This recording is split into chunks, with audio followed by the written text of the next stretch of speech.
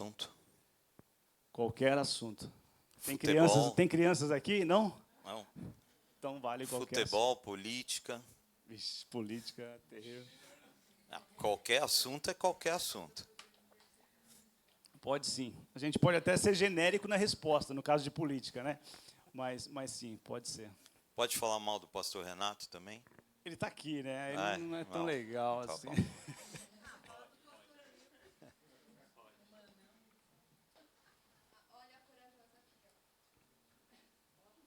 Gabi. Boa tarde, igreja, tudo bem?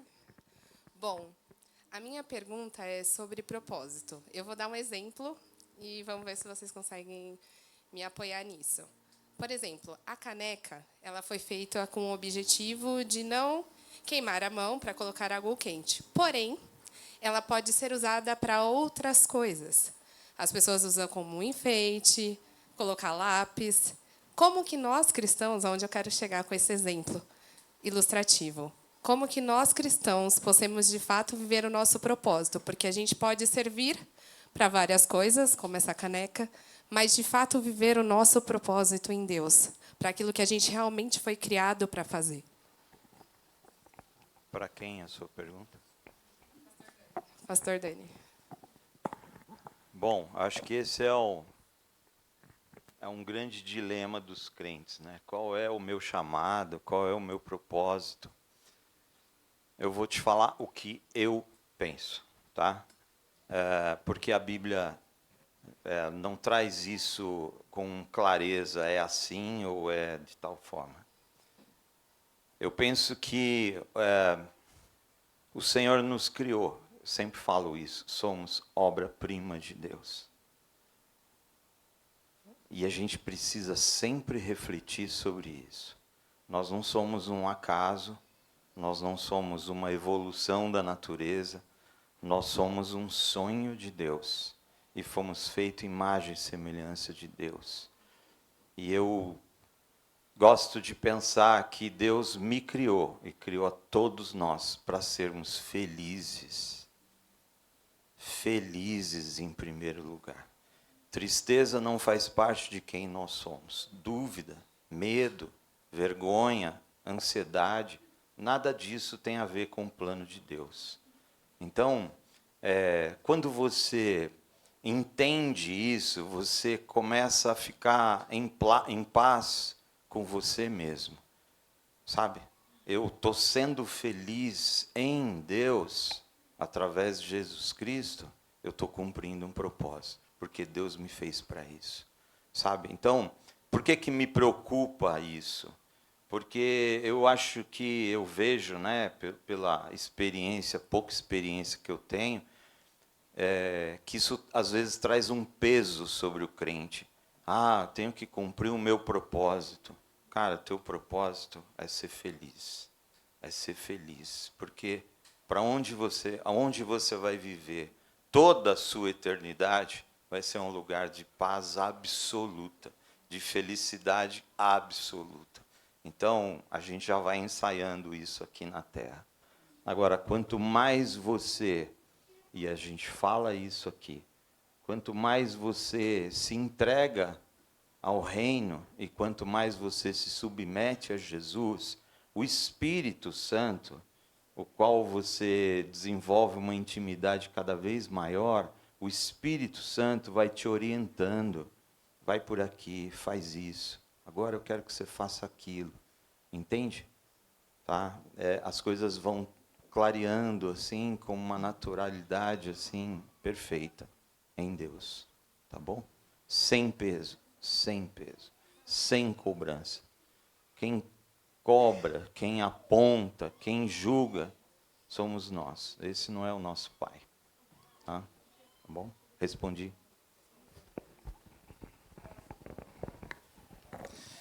Bom, eu quero colocar um pouco de fogo no parquinho. A gente tem várias frentes teológicas, né? Vários pensamentos teológicos.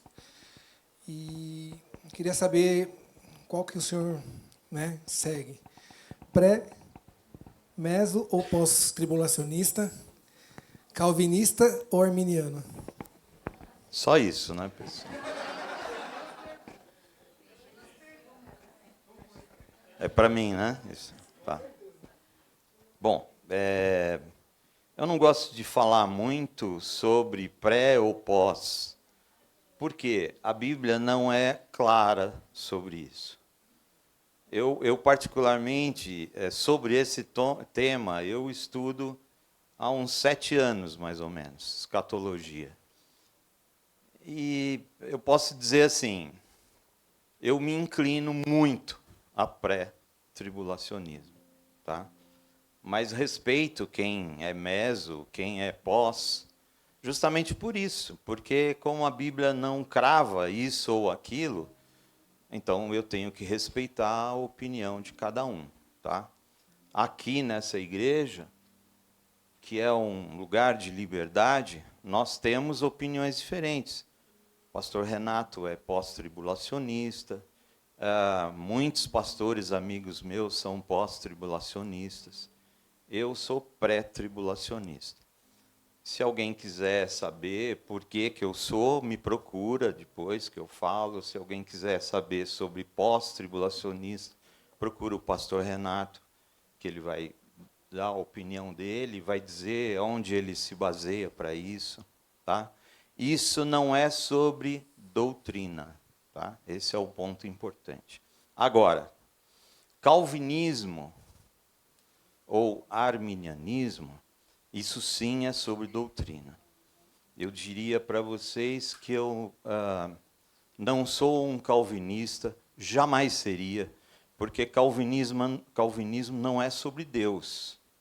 Quando você estuda a base do calvinismo, é tão absurdo, tão absurdo que não pode ser algo vindo de Deus. Porque, basicamente, o calvinismo diz que Deus nos criou, alguns para serem salvos e outros para não. Como que eu posso entender um Deus que é amor, que pode criar pessoas para a perdição eterna? É incompatível, gente. E aí você eu ouço bastante calvinistas falando, e em alguns temas, quando eles vão ficando apertados, eles falam, mas isso é porque é assim. Eu falo, não, peraí, eu não sou burro, como é que você me fala que é porque é? Gente, nós temos que ter senso crítico. Tá? Eu gosto muito de olhar tudo pela ciência, pela lógica, e eu tenho visto Deus na ciência, eu tenho estudado muito sobre mecânica quântica, e eu vejo Deus ali, e eu vejo cientistas ao redor do mundo que estudam sobre isso, que comprovam Deus nisso, na visão deles. Agora, calvinismo, gente, por favor, né? Então, essa igreja, sim, é sobre doutrina, esse tema. Nós não somos calvinistas. Tá? Nem de longe nós somos calvinistas. Arminianismo, muitas coisas fazem muito sentido, mas eu prefiro não cravar que nós somos isso ou aquilo.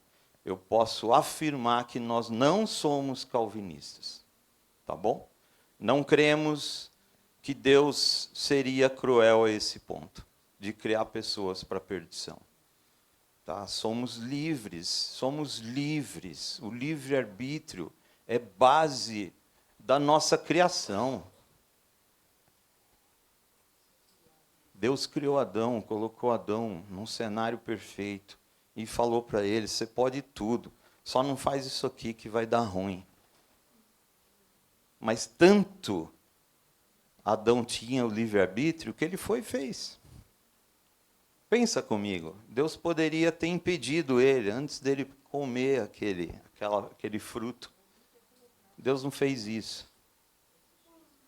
Então, a gente precisa entender a base das coisas. Se Deus coloca 2 árvores, é porque eu posso escolher.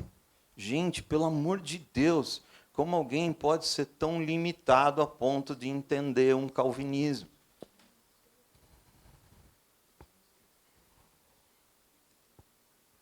só sobre isso. Tá bom?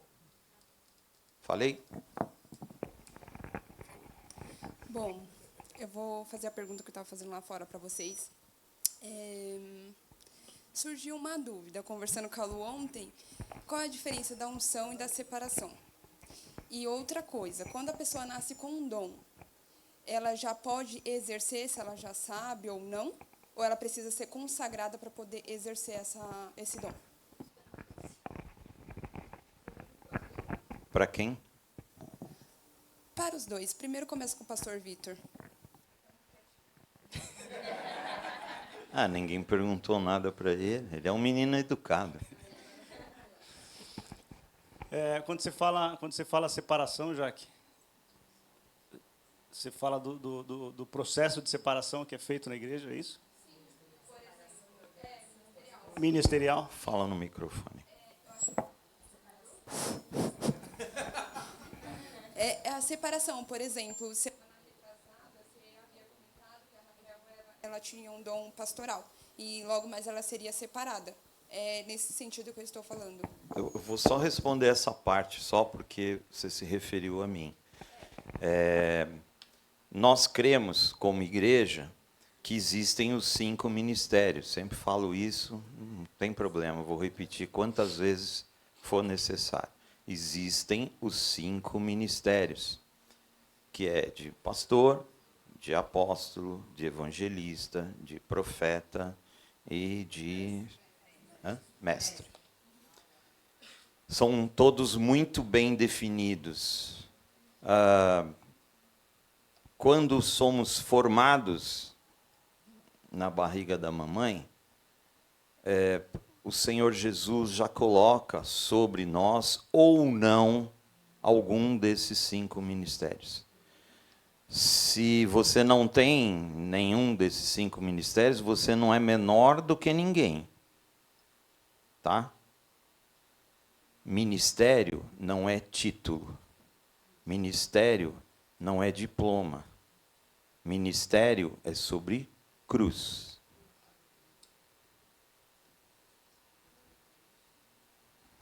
Você entendeu essa parte? Ministério é sobre cruz. É sobre devoção. É sobre absoluta devoção ao reino de Deus e ao serviço ao próximo. Tá? Então, isso não tem a ver com dons. Tá? Esse é um dom ministerial, não tem a ver com os dons espirituais. São coisas distintas. Então, o que acontece? É papel da igreja, sim, identificar os ministérios sobre as pessoas. Tá? Então, como que isso vai seguir? Algumas igrejas têm um plano de carreira. O pastor se torna pastor por um plano de carreira. Ele vai, estuda, faz um seminário e tal, não sei o quê. Aí ele vai ser primeiro presbítero ou diácono e tal, e depois ele vai ser pastor. Nós não cremos nisso. Nós cremos que alguém nasceu pastor, alguém nasceu apóstolo, alguém nasceu todos os ministérios. Eu nunca conheci ninguém assim. Mas é papel do líder, ou da igreja, do corpo pastoral, identificar isso nas pessoas. Como que ele vai identificar? Ele vai ouvir o Espírito Santo? A Raquel, por exemplo, eu estava aqui um dia e o Espírito Santo falou para mim, olha para ela. Aí eu olhei para ela e ele falou para mim, ela é pastora. O teu papel é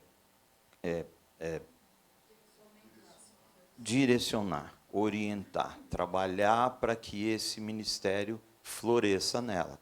Você pode carregar um ministério e passar sua vida inteira sem exercer esse ministério. Como que isso vai acontecer? Se você estiver numa igreja onde pastores tenham medo que outras pessoas sejam pastores ali e ele perca o lugar dele. Não é o caso dessa igreja. Tá? Então, aquilo que o Senhor mostrar, a gente vai fazer. Aí eu chego para a pessoa e falo, o Senhor me mostrou sobre você um ministério pastoral. A partir de agora, nós vamos te separar para esse ministério. E ela vai ficar um tempo nesse desenvolvimento, estudando, buscando mais ao Senhor, tendo mais intimidade com o Senhor, ouvindo mais os céus, entendeu? É se preparando. Eu vou facilitar isso impondo algumas questões para que a pessoa se desenvolva, tá? Tá bom? E aí depois a gente faz a ordenação pastoral, tá? Ou que seja outro ministério, tá bom? Respondi isso? Agora o pastor vai responder o resto aí. Mas você quer refazer a pergunta considerando isso agora?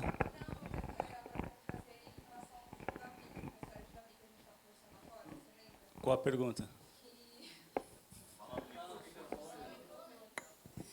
Agora eu não lembro a pergunta, porque a gente foi só Você falou de- conversando. Eu não fiz pergunta, eu fui só conversando. Mas eu queria entender sobre a unção, porque Saul ele foi ungido e depois o espírito saiu de Saul. E aí Davi foi ungido. Eu queria entender, tipo, não tem mais pergunta. Tá.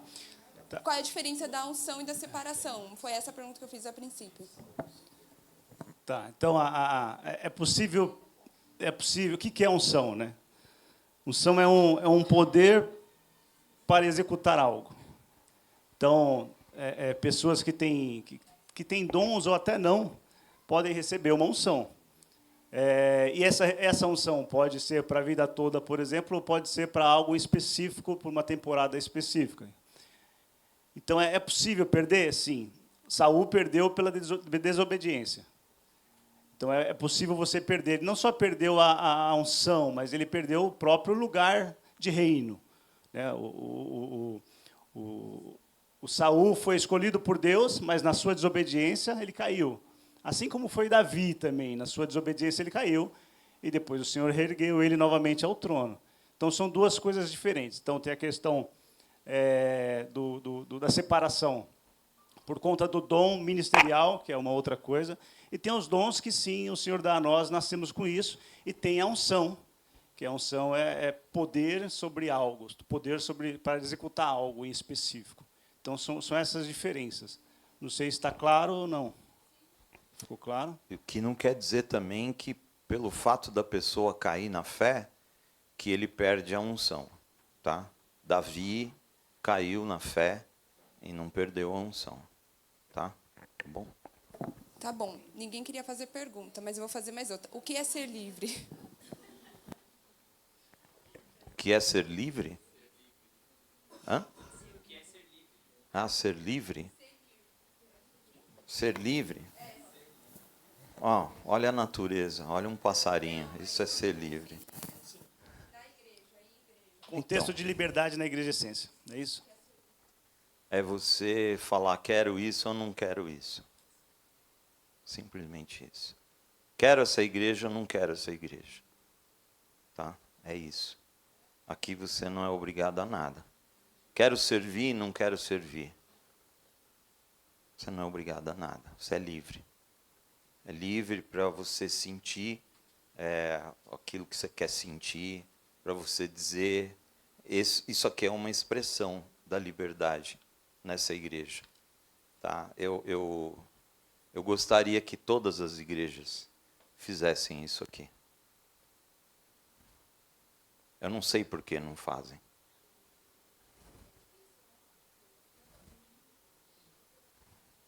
Eu sei por que não faz. Mas a gente tem entendido que a verdadeira liberdade também, sem responsabilidade, não tem como exercer a verdadeira Nem é liberdade, né? Então, eu acho que esse é o componente difícil aí, né?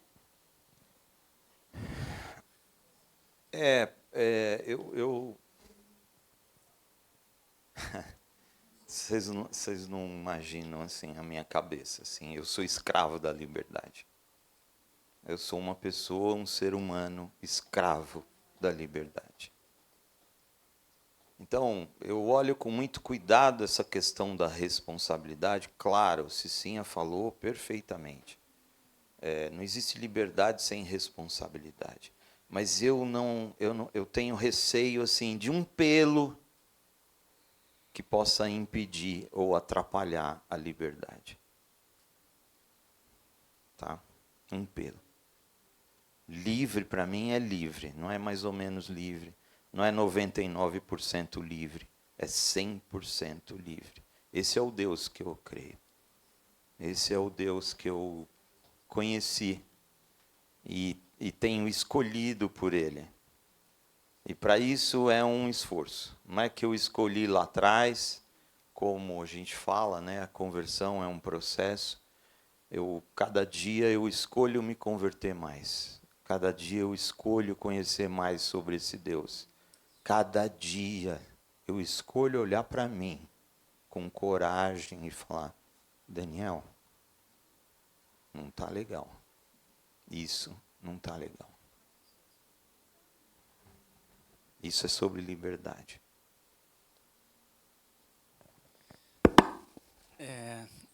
Eu te faço a pergunta agora. A gente sempre adotou essa expressão liberdade como um dos fundamentos da Igreja Essência. Sempre me preocupei, já falamos sobre isso, porque enquanto essa palavra, essa expressão liberdade, não estiver bem desenhada do que de fato significa, a gente vai ter problema, porque vem pessoas de diversos lugares e elas vêm com o conceito de liberdade delas. Então, se nós fôssemos falar o que é liberdade, sei lá, numa frase, numa explicação, na Igreja Essência, o que de fato é liberdade?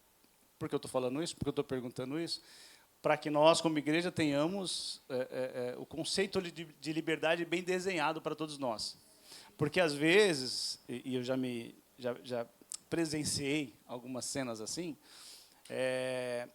não, você não pode fazer isso. Ah, mas cadê a liberdade? Então, aí você percebe que o conceito de liberdade não está bem definido para essa pessoa. Então eu queria que você...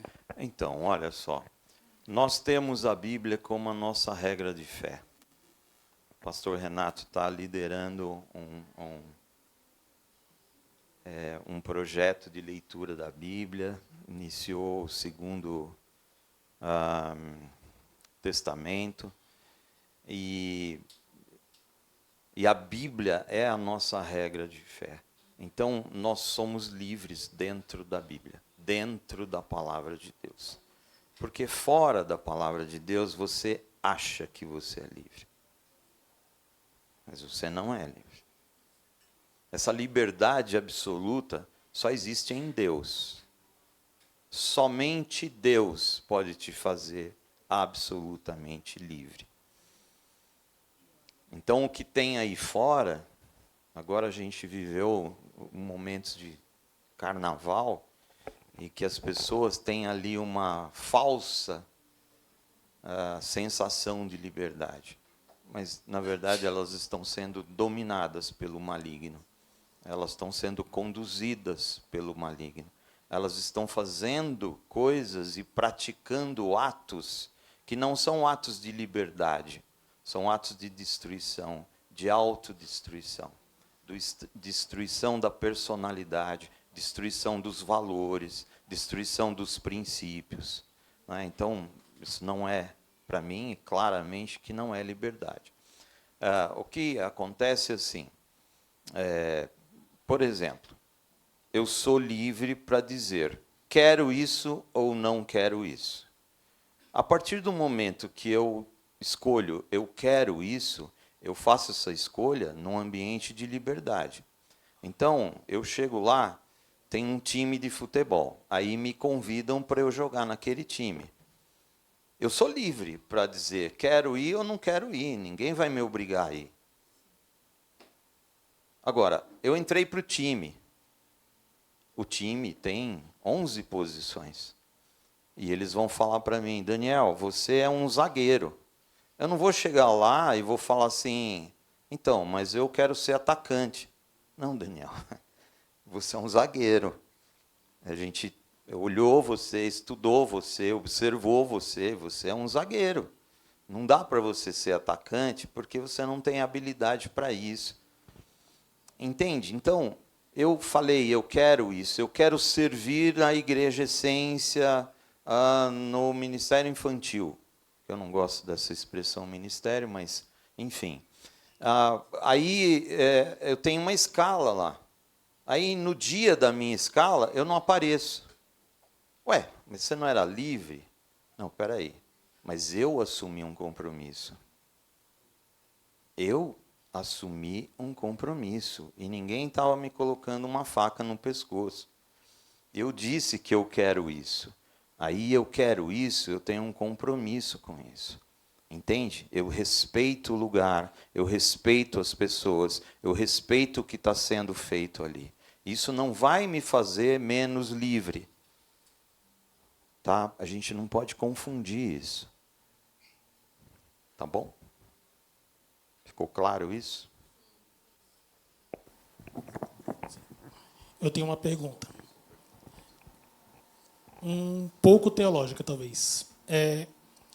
Tem relatos da Bíblia que falam que o Senhor permite, o Senhor manda espíritos malignos para atormentar alguém, como aconteceu com Davi, com Saul, como aconteceu em Juízes, onde ele manda o espírito maligno entre Abimeleque e os cidadãos de Siquém, a parte que ele endurece o coração de Faraó para que o povo não fosse solto. E às vezes eu fico com um pouco de dúvida. O porquê que ele faz isso? Por que ele permite, ou por que ele manda espíritos malignos, sendo que é algo maligno, e a gente vê o Senhor como bem sempre? Então, meu ponto é uma pergunta e uma dúvida. Como que a gente pode ver isto no contexto cristão e teológico? Eu vejo isso, Vini, não como... Tem várias palavras bíblicas que quando a gente vai ver o real significado dela, não é aquilo que ela está dizendo. E nesse contexto, assim como também a permissão de Deus em relação ao diabo fazer o que fez na vida de Jó. Eu vejo isso sempre em todas as passagens como uma permissão de Deus. Deus é sobre tudo e todos. E existe não uma ordem de Deus para que os demônios vão até aquela pessoa e agem de tal forma. Ou Deus endureceu o coração de Faraó. É estranho até a leitura, porque ele endurece, mas ele endurece para que ele seja beneficiado depois. Isso não tem a ver com o caráter de Deus. Então, no estudo voltado para isso, a gente percebe que as palavras, elas na sua origem, né, só para explicar melhor aqui. Quando a gente fala de significado da palavra no hebraico ou no grego, a gente está falando por exemplo, no hebraico, a gente vai ter ali, hebraico bíblico, a gente vai ter em torno de 300 mil palavras. Isso dentro do hebraico bíblico.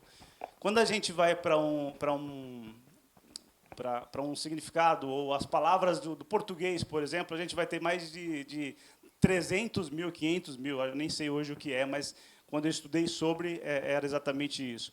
Então, existem muitas palavras no português e poucas palavras no grego. No grego ou no hebraico. Então, quando a gente vai estudar uma palavra hebraica significa 10 palavras gregas e muito mais em português ou no inglês. Então, tem essa certa dificuldade nesse sentido de estudo. Porém, quando a gente conhece ou busca conhecer o caráter de Deus, a gente percebe que a leitura ali, a escritura ali está não errada, mas existe uma necessidade de mais aprofundamento. Então, sempre quando a palavra fala algo nesse sentido, ele está falando que Deus permitiu. Agora, o faraó ele já tinha o coração duro. Não é que Deus endureceu o coração de faraó. Deus permitiu que o coração, que já era duro, ficasse duro para aquela ocasião, para aquela questão, para que o povo não fosse liberado. E isso é também para as outras questões bíblicas que têm o mesmo caráter, sabe? Então, é Deus permitindo, na verdade. É Deus permitindo. E não Deus fazendo, criando o cenário para isso. Entende? Obviamente que tem os propósitos. Né? E Deus usa isso, igual foi com Jó, por exemplo. Deus usou aquilo para que acontecesse o que aconteceu. E Jó conhecesse não mais Deus no sentido de ouvir falar. Eu conheço sobre alguém, mas é sobre a experiência de relacionamento. Então, quando é para propósitos divinos, Deus usa isso para fazer o que precisa ser feito. E você não está sozinho nessas dúvidas, tá? Essa questão de Faraó, eu tinha também as minhas dúvidas com relação a isso. E aí, há pouco tempo, olha só, há pouco tempo, depois de 60 e tantos anos de evangelho, o Senhor falou para mim, na segunda praga, Faraó já estava convencido de liberar o povo. Entende isso?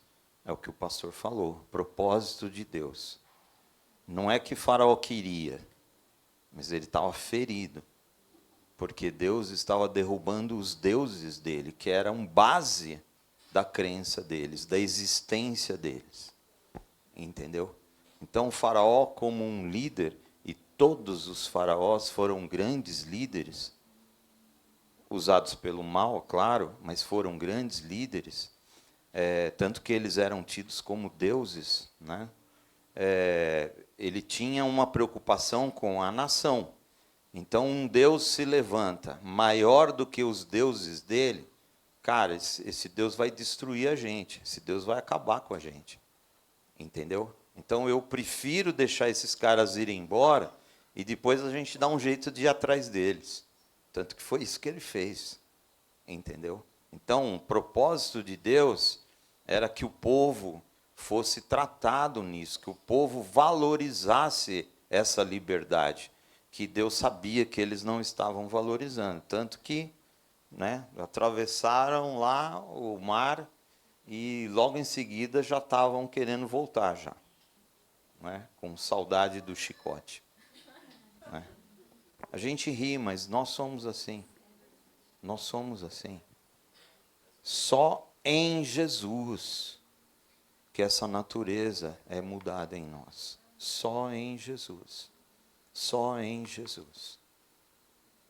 Parece que a gente tem uma propensão à escravidão do mal. A gente gosta dos bolinhos que Satanás nos dá. Sabe? E a gente despreza o banquete que o Senhor nos oferece. E aí, nesse contexto, né, a gente não pode esquecer que o povo de Israel estava no Egito mais de 400 anos, ou seja, todos os feitos de Deus que foram antes ali desses 400 anos, ou seja, no tempo de José, não era conhecido pelo povo de Israel. O povo de Israel tinha algumas informações, mas não conhecia o Deus deles. Então, não só Deus se apresentou durante esses... Não só Deus venceu, né, ou derrotou os 10 deuses do Egito, mas, a partir daí também, Deus se apresentou novamente para o povo, para que o povo conhecesse ele de fato. E é interessante isso, porque em Josué fala que a Raabe foi a mulher que foi, ajudando ali o povo israelita, mas diz assim, uma parte da palavra mais ou menos assim, que as palavras dela para o povo de Israel foi assim: eu vi o que o seu Deus fez ao povo do Egito. Então, olha isso sendo divulgado, propagado. Aquilo que Deus fez no Egito foi propagado para o mundo. Então, Deus se mostra ali para o mundo e fala: eu sou o Deus de Israel. E aí os outros povos têm muito mais receio e medo de confrontar o povo de Israel. Então, tem todo, obviamente, né, o contexto disso é a Bíblia. Então, a Bíblia é muito ampla nesse sentido e vai mostrando em histórias o que foi, de fato, o significado disso, sabe? Pastor Dani, este ano nós temos 2 eventos grandes. Um que é mundial, que é a Copa do Mundo, e temos a eleição aqui no Brasil. Como eu, cristão, devo me comportar diante desses 2 eventos? Eu sei que a Copa do Mundo, tudo bem, ok, Brasil, mas eu tenho sempre uma dúvida, como me comportar? E política também, política é maior ainda, a minha dúvida é maior ainda, porque nós vemos algumas igrejas colocando líderes políticos, né, enfim, para divulgar o nome dele, para divulgar o partido dele, as ideias dele. Então, eu tenho uma dúvida muito grande. Eu vejo também alguns cristãos falando sobre política, criticando políticos, e isso me traz uma dúvida muito grande. Poxa, qual partido que eu...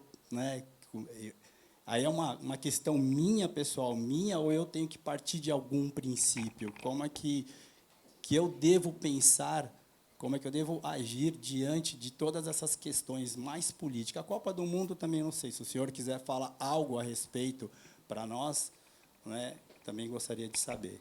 Bom, a Copa do Mundo é um evento esportivo, é um evento de entretenimento. Acho que todo cristão tem que ter prazeres e diversões e distrações. Eu não vejo nenhum problema nisso. E vejo também que o esporte é extremamente saudável. Mas eu nunca orei para que Deus abençoasse o meu time para ganhar uma partida. Porque certamente o outro time também tem homens de Deus ali, e Deus não ia tomar uma decisão dessa, né? Tá? A não ser que haja um propósito específico por trás disso, né? Então, participe sim, pratique esporte sim, tenha o seu time. Se quiserem vir para um time vencedor, o São Paulo está recebendo mais torcedores, tal. Tricampeão mundial e tudo mais, tal. Mas, aliás, ganhamos ontem. Então, ok para isso, Copa do Mundo. Tá? A gente tem que orar sim. Eu imagino o risco que os Estados Unidos estão propícios nessa Copa do Mundo. Porque a gente está vendo o terrorismo aí agindo interno e externo, né? E um evento desse é um palco perfeito para o terrorismo.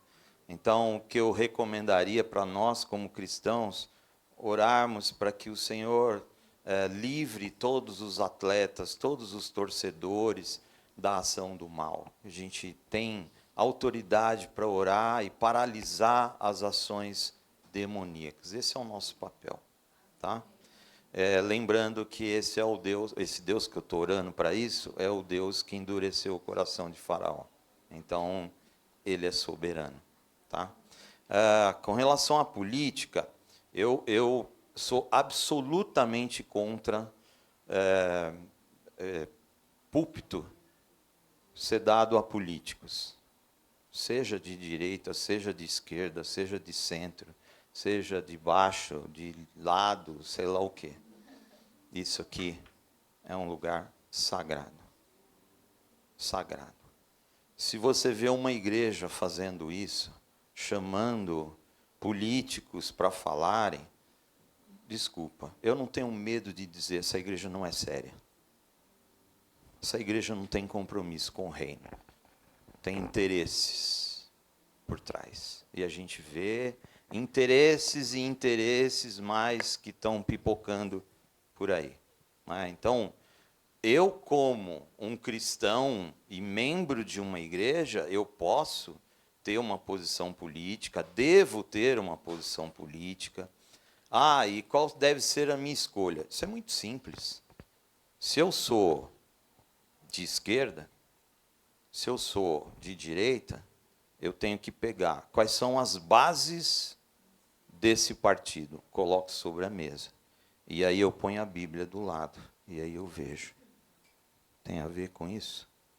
Isso tem a ver com a Bíblia? Isso tem a ver com a Bíblia? Isso tem a ver com a Bíblia? Se não tem, pula fora. Não é ir atrás de homens. Primeiro, homem nenhum vai nos libertar de nada, somente o Senhor. Não é? Então, somente o Senhor. Então, se você quer fazer uma escolha política, sua escolha tem que ser baseada na verdade, que é a palavra de Deus. Tá bom? Doa quem doer. Eu não me importo se vão ficar bravos comigo, não, mas é impossível um cristão ser comunista. Comunismo, o maior inimigo do comunismo é o Evangelho. Tenha certo disso. não é o capitalismo, não é a direita. O maior inimigo do comunismo é a palavra de Deus, é o Evangelho. Aí você pega quem foi base, quem foi o criador dessa ideologia, e você vê como era a pessoa, no que ele acreditava e tal, né? Tá? Então, isso nos ajuda a nos posicionar. Agora, estamos vivendo o ano da transformação. O que é o ano da transformação? Onde a gente aprende a submeter tudo ao governo de Jesus. Essa é a oração assertiva. Senhor Jesus, é o teu governo, é a tua vontade. Somente isso que eu quero, Senhor. Estabeleça o teu governo. O teu governo. O teu governo. Tá bom?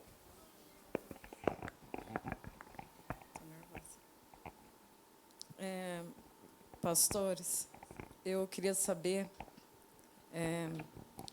sobre a morte.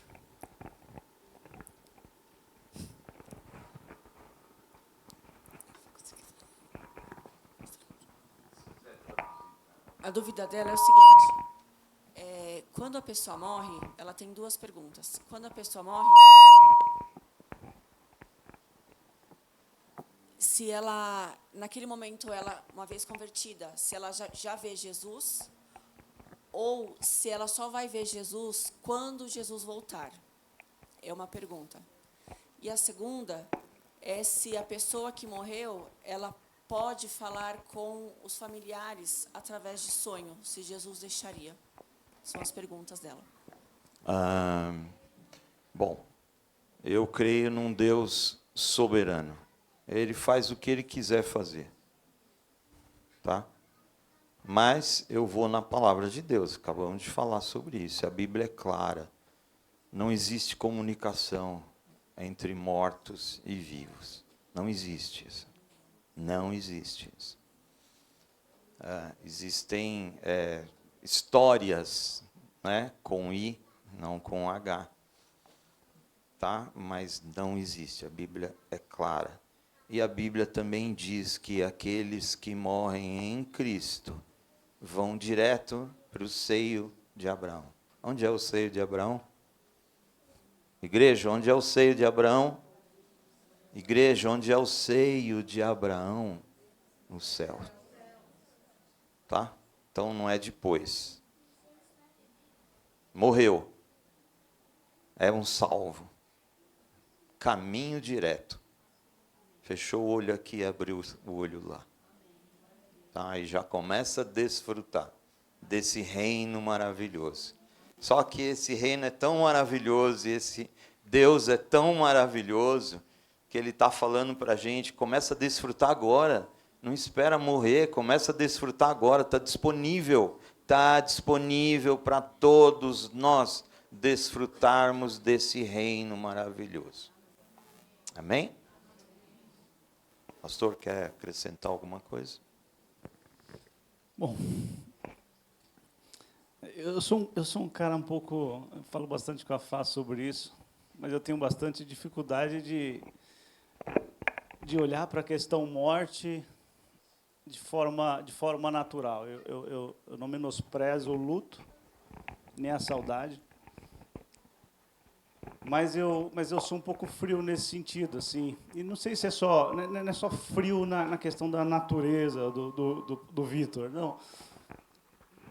Mas a Bíblia, para mim, ela faz muito sentido, né? É a própria verdade, mas faz muito sentido na questão de...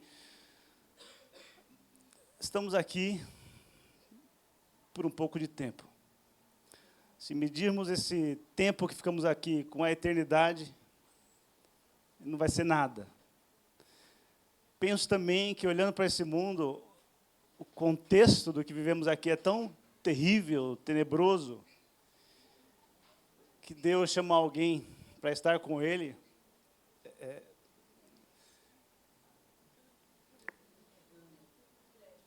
Eu vejo as palavras do apóstolo Paulo, assim, acho que fala demais comigo nesse sentido, sabe?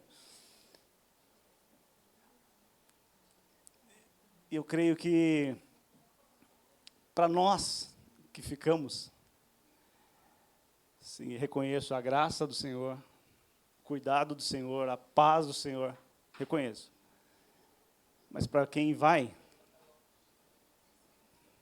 é muito melhor do que aqui, muito melhor do que nós. Se apegar a isso, te traz, não tira de você o luto, e nem pode. Deus te fez de forma natural, não só espiritual. Então, você precisa sentir, de fato, isso. Mas, olhando nessa perspectiva, te dá muito alívio. E eu nunca esqueço de uma passagem bíblica, se eu não me engano, está em Judas, quando eu perdi muito pouca gente da minha família, mas quando eu perdi minha cunhada, eu abri a Bíblia para que o Senhor falasse comigo, naquele momento que eu fiquei sabendo. E a palavra foi essa, eu nunca mais saí da minha mente, da minha memória. Porque o justo é levado antes que venha o mal e entre na paz. Então, nós desejamos que as pessoas que nós amamos fiquem ao nosso lado, né, que nós possamos ir primeiro, antes delas. Mas o fato é que Deus não olha só para aquele momentinho que estamos olhando. Ele está olhando muito além. E aí eu sei imaginar que o Senhor falou assim, eu quero essa pessoa comigo. É melhor do que o que vai acontecer. Deus sabe de todas as coisas. Então isso deveria ganhar o nosso coração, assim, e não deixarmos de lado a saudade, mas nos apegarmos à eternidade. É isso. Detalhe. Nós somos cristãos evangélicos. Então, nós temos princípios em que a gente crê. Quando eu falei que a Bíblia é clara, que não há comunicação dos mortos, nós respeitamos todas as outras religiões, mas nós sabemos pela Bíblia, pela palavra de Deus, que espíritos malignos confundem as pessoas. Tá? Então, existem religiões que creem, sim, que os mortos você pode invocar, os mortos vêm através de alguém iluminado, e esse alguém vai se oferecer para que um ente falecido fale e conte coisas. Nós, cristãos evangélicos, temos a convicção de que são espíritos malignos que fazem isso para confundir as pessoas. Tá? Eu sei que você quer trazer um conforto para o seu coração, de falar com alguém, querer saber como esse alguém está e tudo mais. Isso é sobre a fé. Isso é sobre a fé. Eu creio nisso. Creio, sim, eu não tenho a menor dúvida. Morreu em Cristo, já está lá. Uau, show. Tá bom? E até para essa pessoa em específico que você está pensando na pergunta, eu olho para aquele menino e com 12 anos, o que ele fez, sabe? Ele mostrou para os pais um caminho, e os pais hoje têm a oportunidade de, inclusive, seguir nisso, sabendo que um dia vai se encontrar. Sabe? Isso é maravilhoso, e só nós, cristãos, podemos dizer assim. Outra religião não pode. Não que somos uma religião, mas só para você entender. Amém. Caio? E a pergunta para o pastor Vitor, e se cair, né, na unção, às vezes acontece muito na igreja, se tem alguma base bíblica, e o que acontece realmente pela experiência assim, né, no ministério?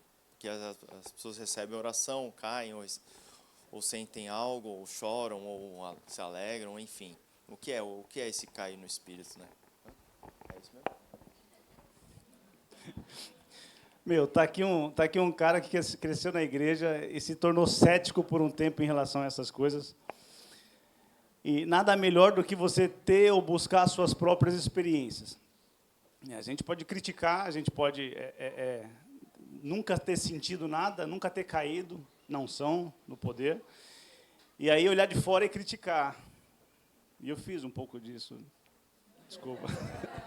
E eu fiz um pouco disso em algum momento da minha vida. Porque também fui ensinado muito errado, né?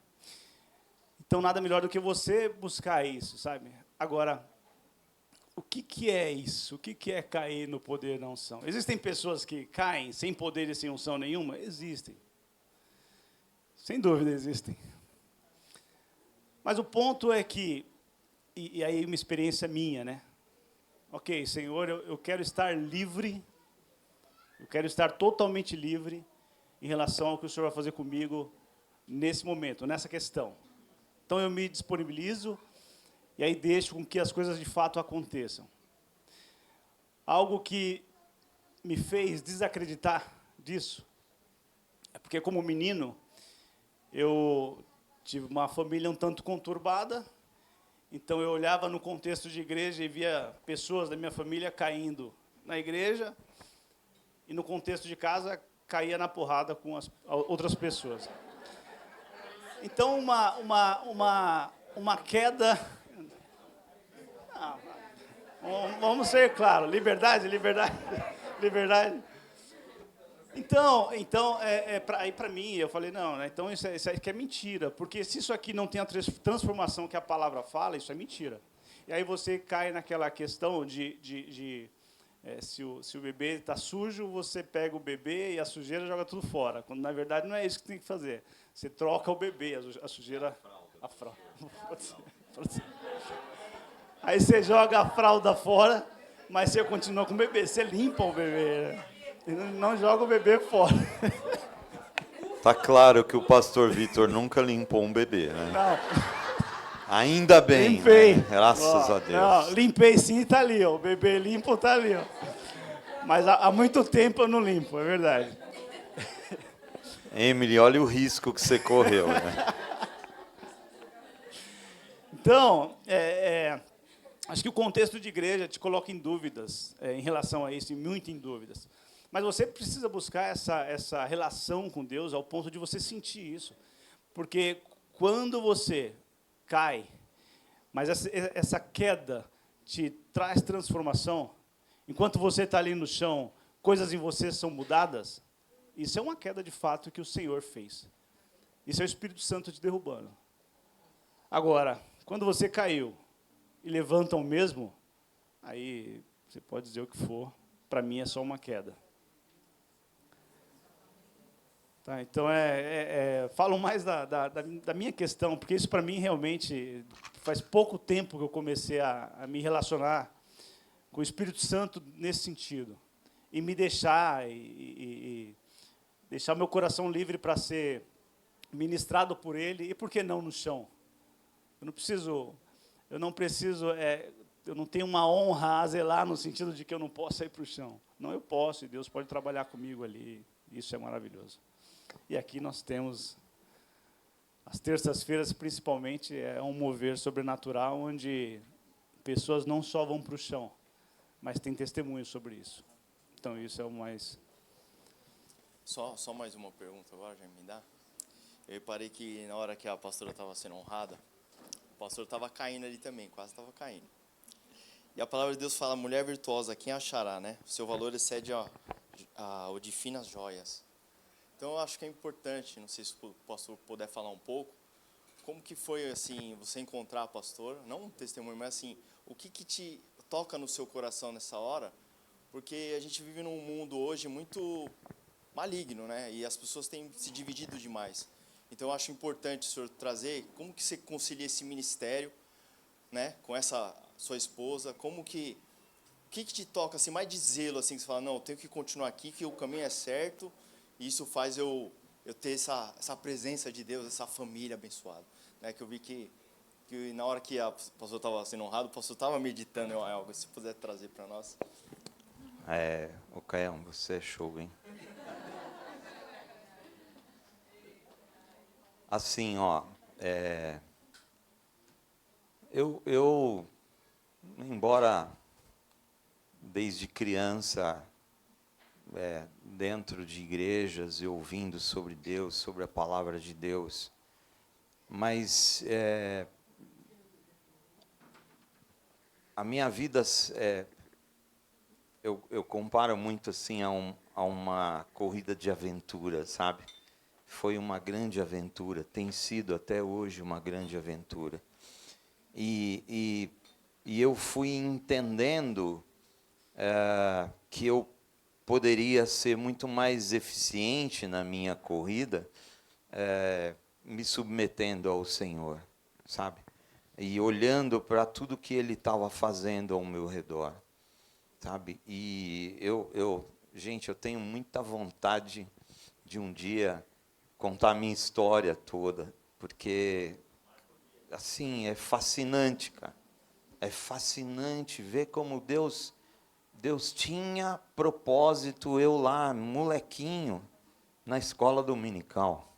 As pessoas que eu conheci, e ele falou isso comigo há uns 2 anos atrás, ele me trouxe assim, uma retrospectiva de tudo, os lugares por onde eu passei, os líderes que eu tive, como ele estava no absoluto controle de todas as coisas. E essa menina faz parte desse plano perfeito de Deus. Porque para eu chegar aqui onde eu estou, eu não sou nada, não sou ninguém. Tá? Mas eu e ela somos muito. Então, precisava sim que ela tivesse dado sim dela para um pedido meu, sabe? Então, isso foi um fechamento de um plano de Deus. Nós passamos muitas coisas juntos. Nós vamos completar 34 anos juntos, entre namoro e casamento. Até essa semana a gente estava falando sobre isso, né? E muitas coisas a gente viveu nesse tempo. Teria vivido bem, teria chegado até aqui sem ela? Talvez sim. Eu prefiro pensar que não. Prefiro pensar que ela sim faz parte desse projeto de Deus. Sabe? E isso me faz ter um compromisso cada dia maior com ela, porque ela faz parte de um plano de Deus. Então, o meu compromisso com ela é o meu compromisso com o plano de Deus sobre a minha vida, sobre vocês. Tudo é conectado. Tudo em Deus é conectado. Absolutamente tudo é conectado. Nada é o acaso, sabe? Cada palavra que eu falo, cada passo que eu dou, cada escolha que eu faço, tudo é conectado. E o que faz isso dar certo é uma coisa chamada graça. Graça de Deus. E a graça de Deus está disponível a todos aqueles que olham para Ele e falam, eu quero você. Amém? Isso faz tudo se encaixar. Isso traz uma harmonia perfeita sobre a nossa vida. Eu estava orando, falando com essa moça antes desse segundo período do culto, e o Senhor foi me falando, eu tenho todos os dias dela prontos. Prontos. Ela não consegue ver. Mas eu vou fazer ela sentir agora o amor que eu tenho por ela. Por isso que ela foi para o chão aqui. E respondendo a outra pergunta que você fez, o poder do Espírito Santo que está disponível para nós, a gente nem faz ideia da dimensão que é isso. Isso não é sobre cair no chão, sabe? É muito maior, é muito maior. É um estado de plenitude absurda. Cair ou não na unção. Falei isso semana passada. Vou repetir porque eu sou fascinado por isso. Eu tenho que repetir. Veio uma senhora aqui que estava para ser operada, uma cirurgia na coluna. Ela passava por dores terríveis, terríveis. Só quem tem problema de coluna sabe a dimensão disso. E ela veio ao culto, ela não é da igreja, ela não é cristã, não é convertida. E depois ela comentou com uma pessoa que nem é da igreja. O que tem naquele lugar? Porque quando eu sentei ali, eu estava sentindo dores horríveis. E, de repente, eu percebi que a dor tinha ido embora. E, enquanto eu fiquei ali, eu não senti mais dor. Isso é a mesma coisa que ir para o chão. O que é isso? É o mover do Espírito Santo. É o poder. Então, esse poder nos faz invencíveis em Jesus. É isso que precisa entrar na nossa cabeça. Nós somos invencíveis em Cristo. E quem revela isso é o Espírito Santo de Deus. Então, se eu posso dizer que o meu sim para ela, o sim dela para mim, foi tudo um propósito de Deus, um plano perfeito, onde o Espírito Santo foi administrando. Como eu falei, passamos por dificuldades extremas,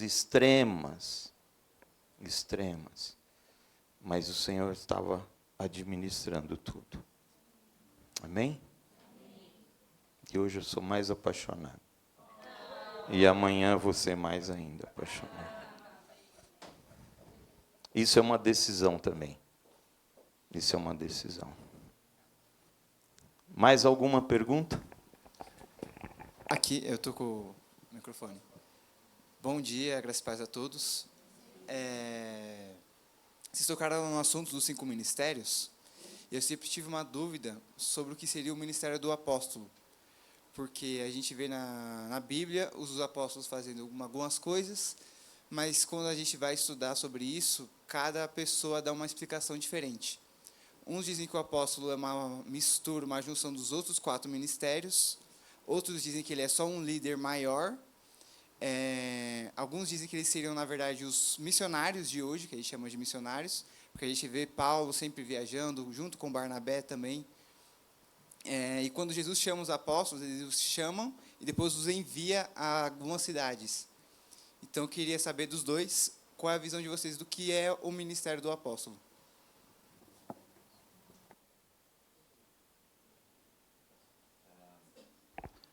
Eu posso responder com uma certa propriedade, porque eu tenho unção apostólica, carrego isso.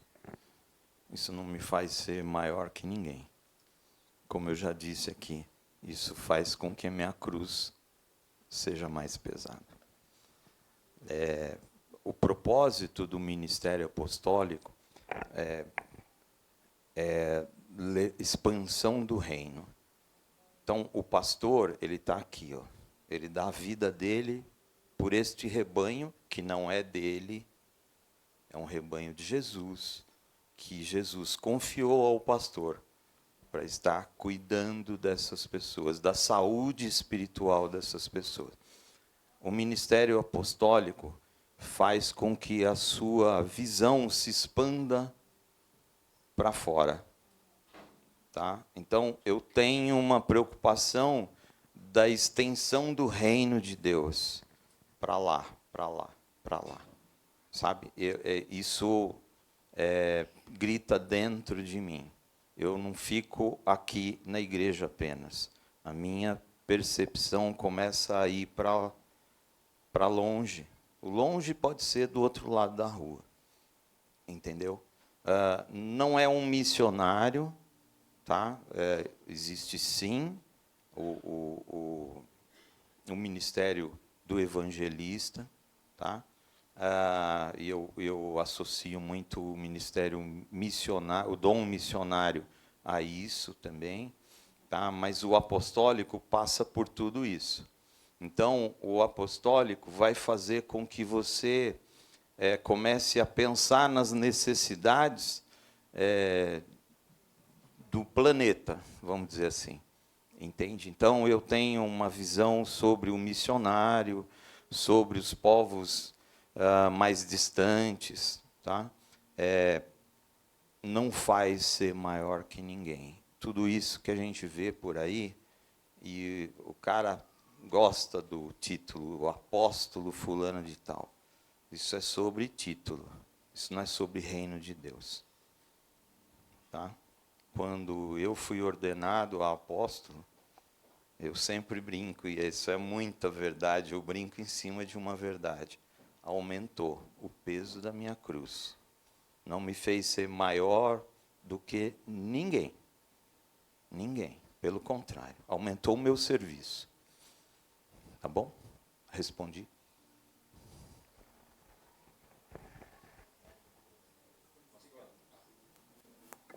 Perdão. Bom dia a todos. Pastores, Judas Iscariotes. Tem um pouco a ver com o propósito, mas o Antigo Testamento, ele aponta para a vida, morte e ressurreição de Cristo, em inúmeras ocasiões. Durante a vida de Cristo, ele foi traído, foi denunciado, e aconteceu tudo o que aconteceu. Então, eu tenho duas perguntas. Primeiro, teria Judas nascido para trair Cristo? E, nesse sentido, se não fosse Judas, teria sido outra pessoa, na mesma forma ou de uma outra situação? E aí a segunda pergunta. Dado que ele se arrependeu tanto que, num processo até de loucura, praticamente, ele se matou, ele teria sido... Se realmente se arrependeu, ele poderia estar com Cristo?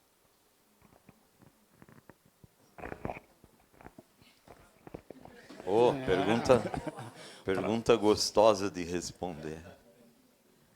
Vamos lá, pastor, pode começar.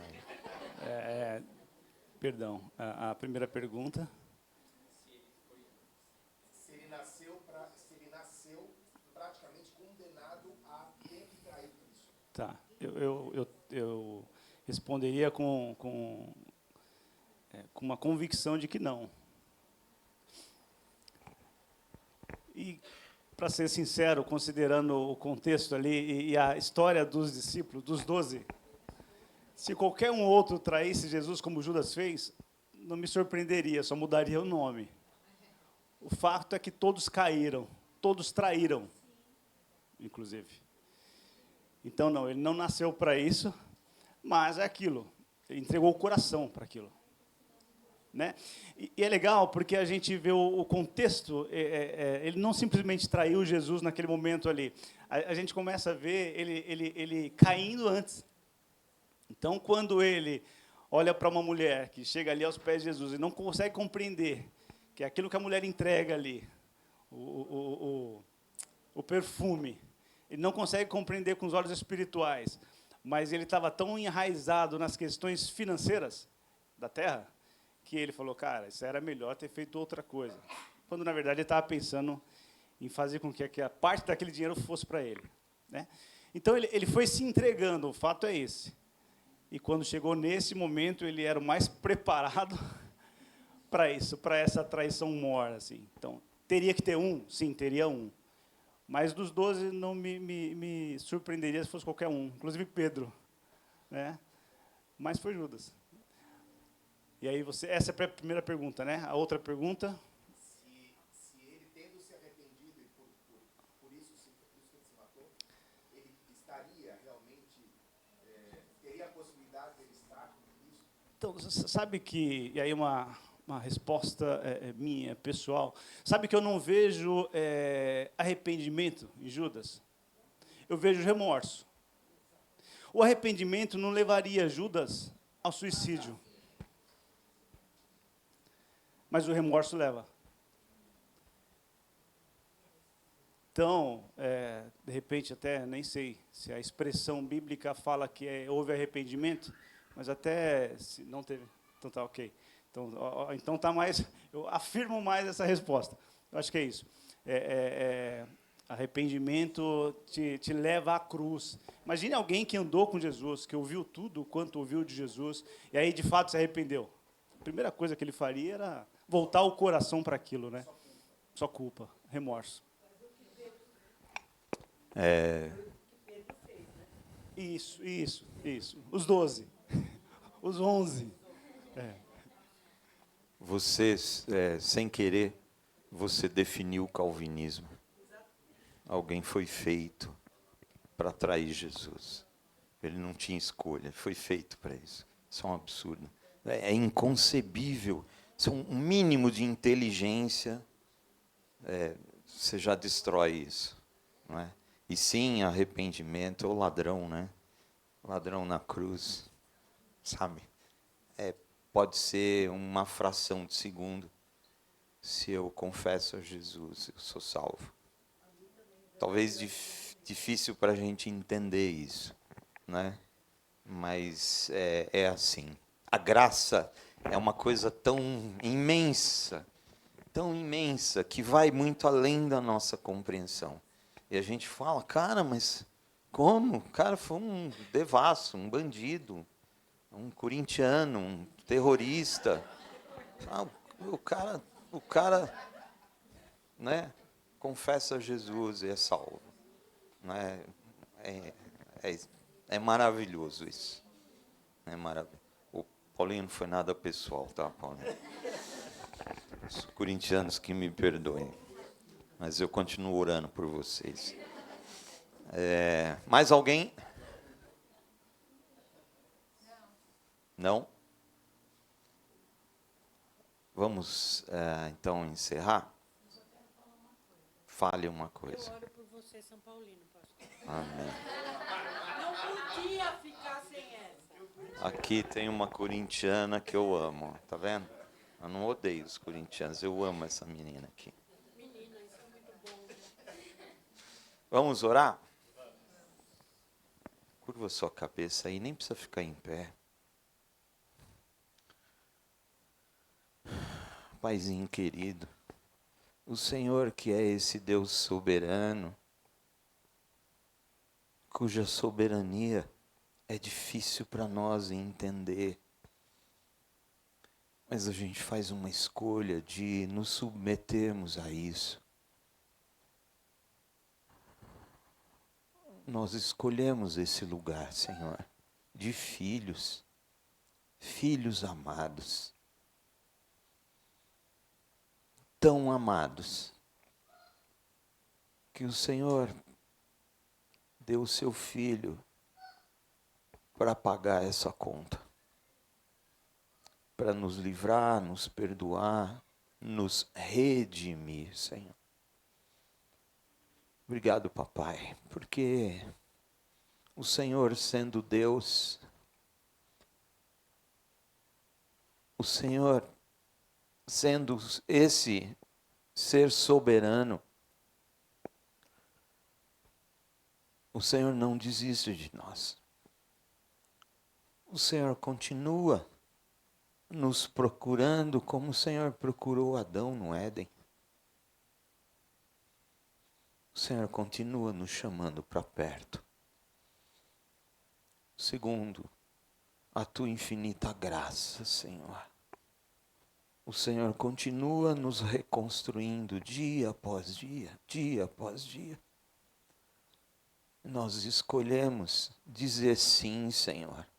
Sim, Senhor. O Senhor é o nosso Deus. O Senhor é o nosso Deus.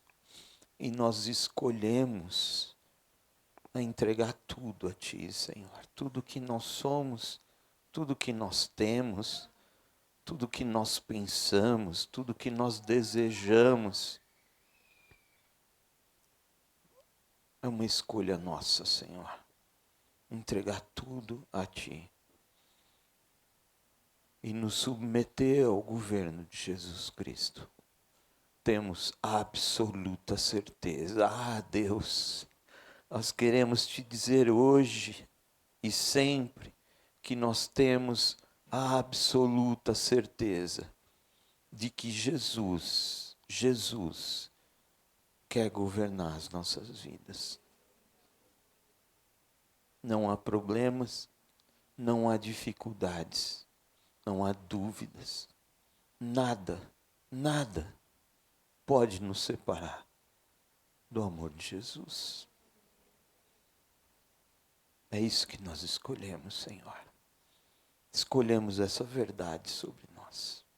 Não queremos mais viver aflitos. Não queremos mais viver preocupados com o amanhã. Porque não é isso que o Senhor tem para nós. E nós tomamos essa decisão de entregar tudo a Jesus e dizer mais uma vez: Jesus, governa a minha vida. Governa a minha vida. Eu não sei o que é melhor para mim. O Senhor sabe. O Senhor sabe. Cuida, Senhor Jesus, do meu amanhã, da minha segunda-feira, da minha semana, do meu mês, do meu ano, de toda a minha vida, Senhor. Governa, Jesus. Governa, Jesus. Essa é a minha decisão. Governa, Jesus. Nós te louvamos e te adoramos, Senhor. Dizemos que o Senhor é Rei e soberano sobre nós, sobre tudo, sobre todas as coisas. Essa é a nossa decisão, essa é a nossa escolha, Senhor. Deus abençoe vocês, que vocês tenham uma semana com muitas aventuras com Jesus. Amém? Deus abençoe. Queridos, dia 28, próximo sábado, a gente tem nossa jornada Insight aqui na igreja. Temos poucas inscrições, nós estendemos as inscrições até segunda-feira. E você que já participou, inclusive, da ministração Insight, você tem uma responsabilidade de participar do Jornada também. Então, as inscrições estão abertas, não esqueçam de fazer. Quem não sabe ainda sobre o Insight, acho que da igreja todo mundo sabe, né? Quem quiser for de fora e quiser também participar, fala conosco aqui, vem saber o que é, e fica aberto para vocês fazerem a inscrição, tá?